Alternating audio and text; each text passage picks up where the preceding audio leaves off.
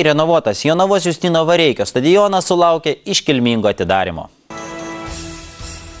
Šiandien iškilmingai atidarytas atnaujintas Jonavos Justino Vareikio sporto stadionas. Į atidarymą atvyko Lietuvos Respublikos švietimo ir mokslo ministras Gintaras Stepanavičius, Lietuvos Respublikos Seimo narys Reimantas Sinkevičius, Jonavos rajono meras Mindaugas Sinkevičius ir kiti svečiai. Mokytojai, savivaldybės vadovai, visi, kas čia esam susirinkę, rudeniškam vėjeliui bepučiant, esam gražaus įvykio akivaizdoje. Džiaugiuosi, kad Jonavos mieste ne tik dviejų pagrindinių mokyklų netrukus tapsiančių progimnazijomis paslaugoms, bet ir viso miesto bendruomenės reikmėms mes tuoj matysime gyvai naudojimą atnaujintą mokyklos stadioną. Aš tik tai noriu priminti prieš istoriją. Prieš 3 metus finišavom, šturmavom daug dešimčių ar net 100 milijonų kainavusių arenų statybą, nes turėjome pasiruošti Europos krepšinio čempionatui.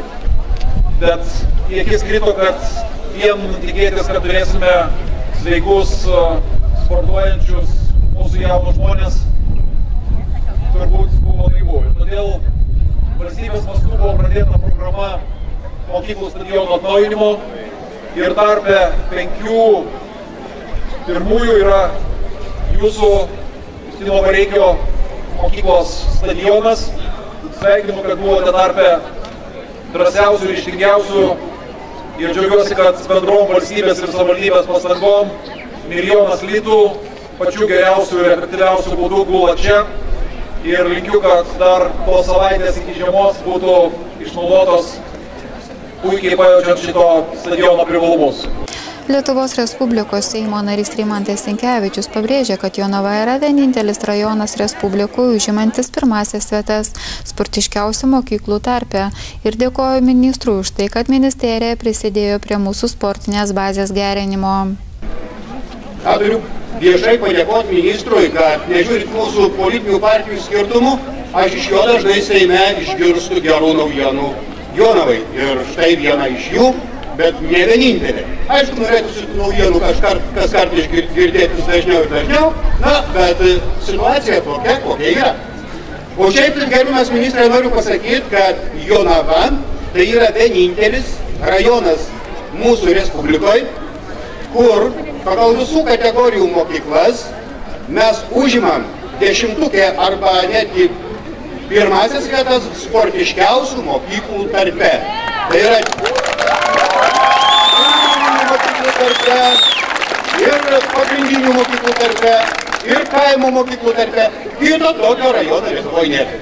Tai ačiū, kad jūs atkreipėte dėmesį į mūsų sportinius jaunimo pasiekimus ir kad, prisidėti investuojant į plečiant mūsų sportinę bazę. Rajono meras taip pat tarė padėkos žodžius ministrui, o moksleivių paprašė pažadėti, kad stadione elgsis tinkamai ir nieko nelaužys.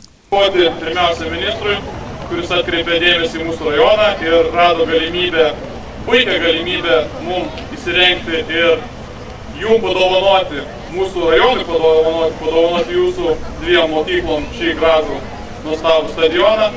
Tikiu, kad jis panaudotas bus tinkamai, sportuosim ir sušilsim. Ir žinoma, noriu padėkoti tuo pačiu, kadangi tai buvo kooperuotos lėšos, žinoma, susidėjo ministerija ir savivaldybė, bet didelis darbas atliktas administracijos, kurie turėjo prižiūrėti, kaip vykdomi darbai, turėjo vykti ir direktorius, ir kiti specialistai, ir aš pats vykau žiūrėti, kaip šis stadionas statomas. Tikrai įdėjom daug nuoširdaus rūpesčio, nekalbu apie pinigus. Ir man labai norėtųsi paprašyti vieno dalyko, paprašyti stadioną lankančių ir gyventojų, ir mokinių, kad visi suprastume, kad tai yra ne mano turtas, ne ministro turtas, kad tai yra visų mūsų turtas ir kadangi tai visų mūsų turtas, mes ir turim prižiūrėti. Tai reiškia, kad elgtis gražiai, nenokoti dangos, nenokoti vėjos, nešiukšlint, nedegint, negriauti ir taip toliau. Ar galit man pažadėti tokį dalyką? Ačiū labai. Gražios šventės, būkit sportiški ir aktyvūs. Sėkmės. Stadiono atidarymo juostelę perkirpo švietimo ministras Gintaras Stepanavičius ir Jonavos rajono meras Mindaugas Sinkevičius. Svečiai apžiūrėjo stadioną ir netgi pabandė pažaisti krepšinį. Pasak ministro Gintaro Stepanavičius, Jonava yra pirmų renovuojamų mokyklų tarpe. Buvo pasirinktas stadionas, kurio galės naudoti ne viena mokyklos bendruomenė ir be abejo vertinami sportiškumo kriterijai. Jonava yra tarpe pirmų mokyklų, kurios yra renovuojamos. Neatsitiktinai, nes buvo pasirinktas stadionas, kurį galės naudoti daugiau nei viena mokyklos bendruomenė. Tai bus atvira prieiga ir vietos bendruomenės gyventojams. O kas dar labai svarbu, tai kad iš ties vienas iš kriterijų atrenkant, kuriuos renovuoti stadionus, buvo tai sportiškumo kriterijai. Tai minėtos ilgametės moksleivių sporto stiprios tradicijos irgi lėmė tai, kad Jonavos čia Justino Vareikio pagrindinės mokyklos stadionas tampa smagia vieta prasmingai veiklai ne tik jauniems. Atnaujintų stadionų galės naudotis ne tik moksleiviai, bet ir aktyvų poilsį mėgstantis rajono gyventojai. Tikimasi, kad jonaviečiai vertins rajono savivaldybės bei švietimo ir mokslo ministerijos dovaną ir tausos visų mūsų bendrą turtą.